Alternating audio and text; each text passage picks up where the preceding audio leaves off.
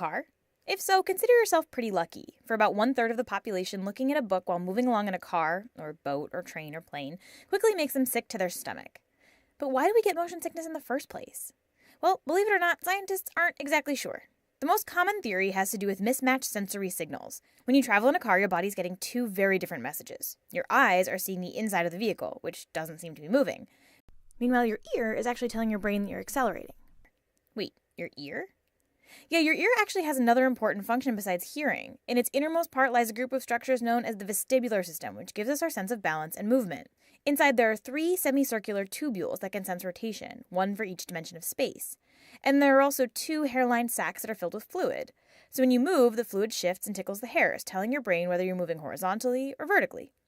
With all these combined, your body can sense which direction you're moving in, how much you've accelerated, even at what angle. So when you're in the car, your vestibular system correctly senses your movement, but your eyes don't see it, especially if they're glued to a book. The opposite can happen too. Say you're sitting in a movie theater and the camera makes a broad, sweeping move. This time, it's your eyes that think you're moving, while your ear knows that you're sitting still. But why does this conflicting information have to make us feel so terrible?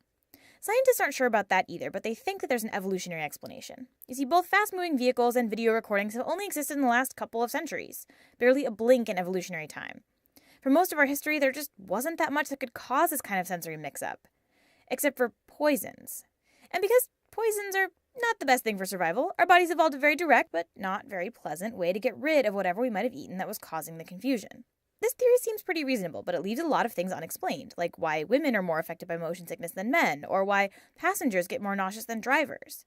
Another theory suggests that the cause may have more to do with the way some unfamiliar situations make it harder to maintain our natural body posture. Studies have shown that being immersed in water or just changing your stance can greatly reduce the effects of motion sickness. But again, we don't really know what's going on. We all do know some of the more common remedies for car queasiness, looking at the horizon, chewing gum, taking over-the-counter pills, but none of these are totally reliable, nor can they handle really intense motion sickness. And sometimes the stakes are far higher than just not being bored during a long car ride.